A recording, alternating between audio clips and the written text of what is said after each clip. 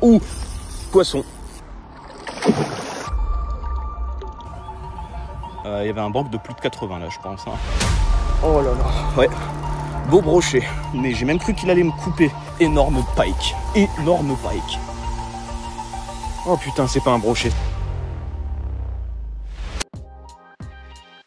Bonjour à tous et à toutes, chose première, chose due, aujourd'hui on se retrouve pour l'ouverture de la pêche au carnassier, toujours accompagné de mon fidèle leurre, le Tiny Clash, mais pas que, et vous allez voir que cette ouverture va me... Ah, t'as tremblé, sale bâtard. Oh merde, my bad. J'étais en train de... Wow. Ça fait... Wow. Vous allez voir que cette ouverture... Oh, wow. Ferme ta gueule un peu. Vous allez voir que cette ouverture va me réserver pas mal de surprises. Je n'ai jamais eu l'occasion de vous la présenter et je sais qu'il y a pas mal de personnes qui me posent la question. Pour pêcher au Tiny Clash, j'utilise donc une canne DRT. Donc elle est faite pour pêcher avec le Tiny Clash. C'est la Hacker Gen 2. Elle est donnée à maximum 56 grammes de... Je vais laisser au montage. Elle est donnée à maximum 56 grammes de puissance. Comme d'habitude, si vous souhaitez obtenir le Tiny Clash ou n'importe quel autre leurre d'origine japonaise, Japan Fish sera répondre à vos attentes. Vous bénéficiez encore une fois et toujours de moins de 10% grâce au code CASUMERO10. Je vous remercie grandement pour tous ceux qui l'utilisent. C'est un très bon moyen de me soutenir. Et vous allez voir, il y a un poisson qui est nouveau sur ma chaîne. Vous ne l'avez jamais vu. C'est la première fois que j'en attrape un. Je n'aurais jamais dû attraper ce poisson. Je vous en dis pas plus. Vous êtes par là. Là, il y a un bass, les amis. Oh, il y a même un brochet. Je vais faire un brochet à vue. Il y a un brochet. Et là-bas, il y a un bass. Je vais d'abord prioriser le bass. Oh putain, le brochet, il a vu mon leurre. Ouais. A vu. C'est un brochet. Ah, il fait pas loin de 80. Je sais pas. A vu. Une action de fou furieux.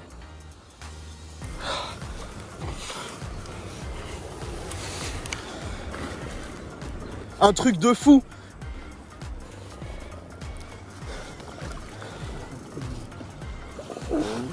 Non, qu'est-ce que tu fais? Recule. Non, il va repartir dans tes pieds. Parce que là, sinon, il allait repartir dans ton flotte. C'est tout ce qu'il allait faire. Ah ouais, il est beau, hein. Il y a plus de 70, je pense. Hein. Peut-être pas 80. Au début, j'avais dit 80, mais là, les plus êtes. Voilà pourquoi. Lève bien les palmes.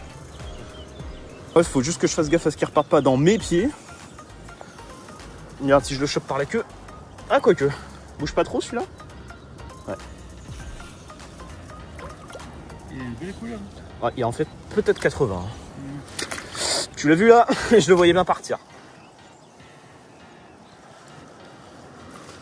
Putain. En fait, le truc, c'est que s'il met un coup de tête là, comme ça, il a encore les watts. Hein. Un poisson, ça compte à partir du moment où tu as touché le baligne. Ça y est? Un peu plus, pépère? Putain. Ouais, je sais pas s'il y a 80, mais... d'un vie plus de 75, ça c'est sûr. Regarde, c'est simple, hein. Ouais, regarde la gueule, à mon avis, là, il y a pas loin de 80. Voilà. Ouais. Voir la main bien ferme. Tout se passe bien. Ah, je sais pas s'il y a 80. Je pense qu'on en a. Comme ça. Beau brochet pris à vue au Tiny Clash. Avec le coloris Mystic Weed et surtout la petite Yabasé Lip. Je sais qu'ici c'est ce qui fonctionne. Donc un beau poisson, franchement ça fait plaisir directement à l'ouverture.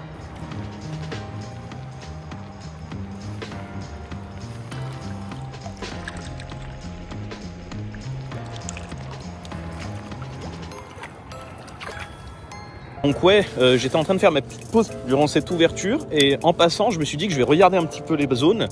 Et là j'ai vu un black bass les gars, mais un black bass de plus de 50. Je vais essayer de l'approcher. Et en m'approchant, justement j'ai vu un brochet. L'eau est cristalline et le coloris est parfaitement adapté pour cette situation. Le Mystic Weed, une grosse gravière avec de l'eau très transparente, des belles algues qui remontent, qui font de beaux reflets verts. Je sais que ce coloris, c'est le genre de truc qui fonctionne parfaitement dans cette situation. Et vu que ça creuse, et bah du coup j'ai utilisé les Yabasé Lip justement pour pouvoir pêcher le plus rapidement proche du fond sans forcément taper dans les herbiers.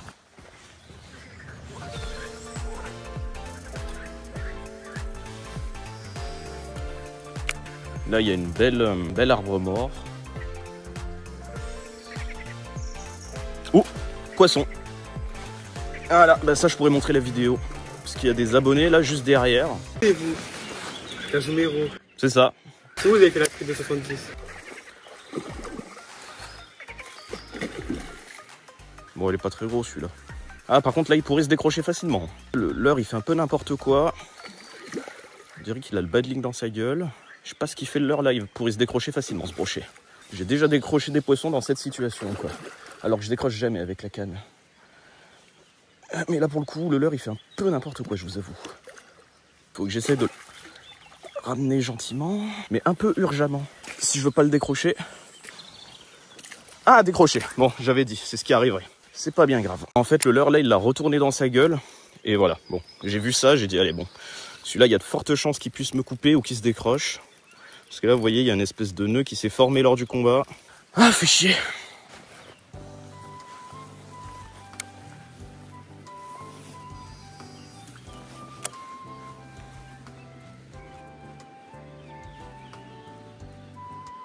Oula, oula, oula, oula, oula, oula, oula, oula, oula. Il y avait un truc là-dedans, là. Il y avait un truc. Je sais pas ce que c'était, mais il y avait un truc. Après, ça pouvait être une... Ah! C'était un brochet. Ah, il est là encore.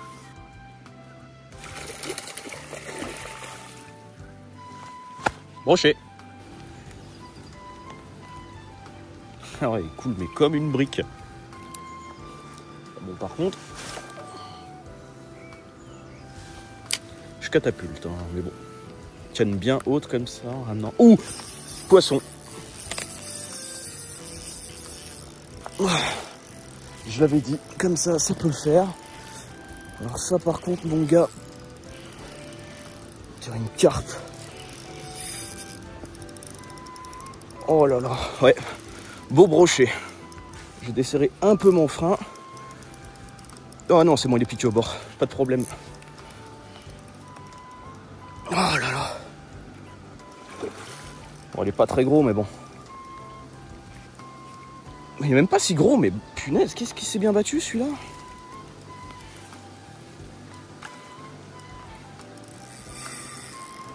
Il est piqué juste sur le bord, c'est magnifique parce que j'ai un badling très fin. Et ouais, avec une canne 3,521 grammes. Et c'est rare que je fasse des brochets avec autre chose que le Tiny-Clash finalement, comme vous avez pu le constater. Du coup, ouais, c'est cool. Ouais, il doit faire quoi? 55? Je sais pas, on va le mesurer. Ouais, bon, quand même. Il y a un beau poisson, je pense, quand même. Pris juste au bord, avec le petit one-up. Ouais, petit brochet. On va le mesurer, je pense. On tend bien la toise. Ah non, non, non. 65. Eh ben, je l'avais bien sous-estimé, celui-là. 66 même. Ça fait plaisir sur une petite canne light.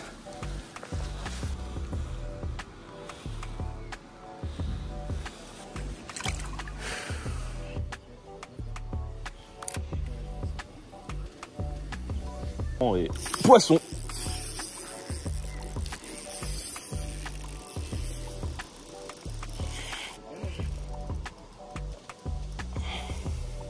J'ai fait combien de lancers au même endroit avant de le sortir celui-là, hein, sérieux? Je pense, hein. Alors là, par contre, celui-là, pour le faire passer au-dessus, ça va être compliqué. Bon, bah, tu sais quoi, regarde. Ouais. En plus, j'ai une épuisette normalement, mais bon. Je l'avais pas aujourd'hui. Allez, hop. Allô. Allez. Ah, parce qu'il est balèze quand même, celui-là. Hein.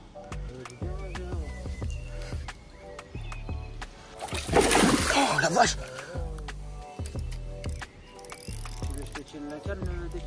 T'inquiète, ça va aller. Faut juste une petite prise.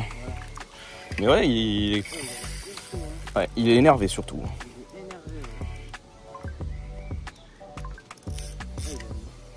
Ouais, c'est pas ça le problème, c'est que s'il repart dans les grilles, ça... Si je le prends comme ça et qu'il repart dans les grilles, bah c'est mort en fait, hein. C'est fini. En plus, mon badling, il est super fin. Là, on est sur du 50 centièmes, je crois. C'est pas comme les carpes, c'est plus chiant à prendre. Voilà. Ouais, à mon avis, il est plus gros que celui de la dernière fois.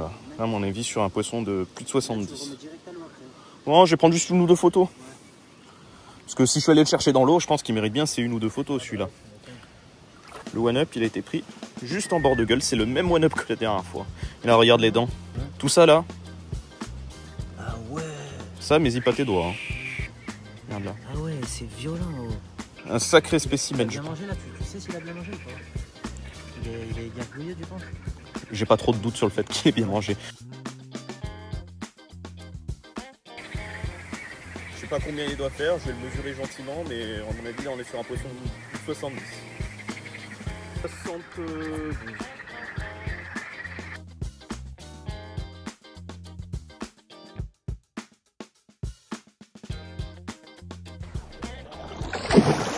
Ouais, voilà. C'est pas sympa. Filamenteuse. Allez.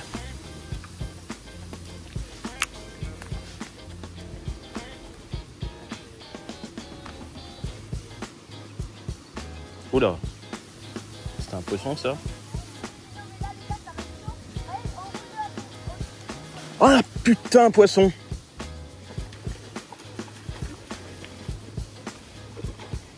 J'avais pas rêvé, il y avait un truc.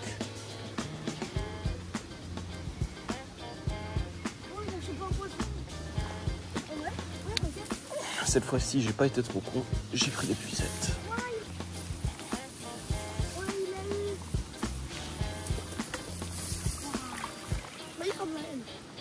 Bon. Alors, ouais, il est sympa quand même. Je le savais.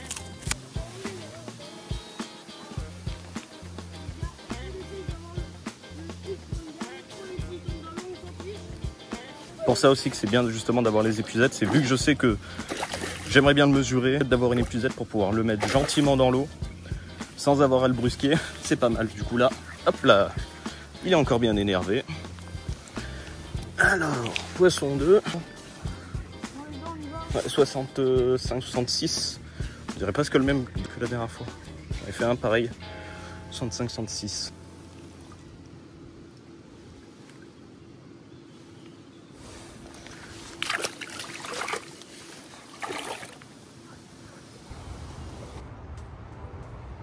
Ça, c'est le genre de zone, laisse tomber. Un gros calme. Oh, j'avoue, ça a suivi. Pouah, comment j'ai rêvé. Mais alors, j'ai rêvé les yeux éveillés. Hein. J'ai réveillé les yeux. Oh là, hein. Rêvé les yeux ouverts.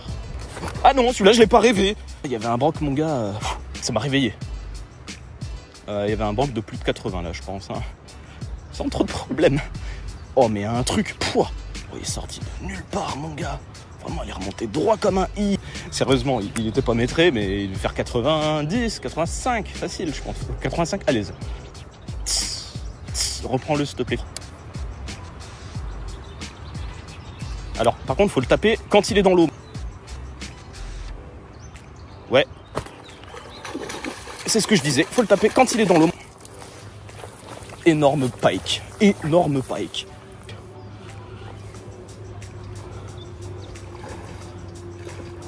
Énorme pike. Je sais même pas s'il rentre intégralement. Oh Seigneur! Oh la classe! Mais là le Tiny Clash, mon gars, il me l'a lu, mais j'ai même cru qu'il allait me couper à ce point. À votre avis, là, il y a un pike de combien encore? Là pour moi il y a 90, je pense. 85, 90. Le Tiny Clash, encore et toujours. Pour un très très gros pike. Très gros pike. Voilà. Je vais le mettre dans l'épuisette. Le temps de sortir la toise et de le mesurer. Alors moi j'annonce. Peut-être pas 90, mais 85 je pense. Facile. 85. J'ai bien mouillé la toise. Alors ça nous dit. Vous voyez, 85. Pike de 85. c'était du sport. Un pike de 85. Là, on est quand même sur une belle poutrasse, hein, je pense. Allez, retourne-y. Ouais. Il est vraiment pas bon, mon nœud. Hein. On l'entend à chaque fois qu'il claque dans les anneaux. Pourtant, il est quand même relativement fin, hein, mais bon, c'est pas parfait.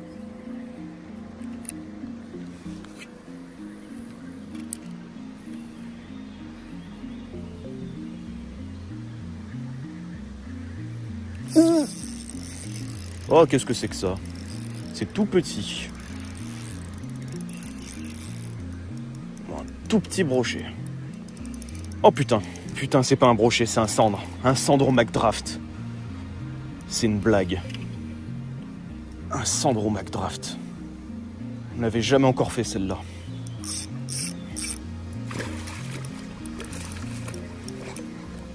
Un cendro McDraft. C'est n'importe quoi. Et bah ouais, un cendro McDraft. Ouais, autant vous dire que c'était vraiment pas fait exprès. Allez, et bien, au vu de la surprise de prendre ce poisson sur le milieu, même avec un McDraft, hein, donc un leurre qui est pas du tout prévu pour le cendre de base, si je réussis à en taper, ça veut tout simplement dire que je vais devoir arrêter ma pêche. S'il y a du cendre, pêcher à ce moment-là, c'est pas forcément fou. Surtout que, comme je vous l'ai dit, dans ma région, le cendre, c'est pas un poisson qui court les rues. Donc ça m'embête un peu d'en pêcher sur les nids. Je vais attendre un petit peu, au moins que les cendres finissent gentiment leur reproduction. Ouais. Et oui, un cendre, ce n'est pas un poisson que vous avez eu l'occasion de voir sur ma chaîne. Malheureusement, c'est un cendre dit charbonnier. Sa couleur est noire parce que c'est un poisson qui est en reproduction. C'est donc un poisson qui va défendre son territoire et à ce moment-là, il vaut mieux les laisser tranquilles. Ce que j'ai fait à ce moment-là, donc, c'est que j'ai évité de repêcher sur le spot en attendant que les cendres aient fini leur reproduction. C'est un poisson qui n'est pas courant dans ma région. Donc s'il y en a, il vaut mieux les laisser tranquilles. Merci à tous, comme je le disais, d'avoir suivi cette vidéo. N'hésitez pas à vous abonner, à la liker et à la commenter. C'est toujours un véritable plaisir de pouvoir vous proposer son contenu. Et à la prochaine.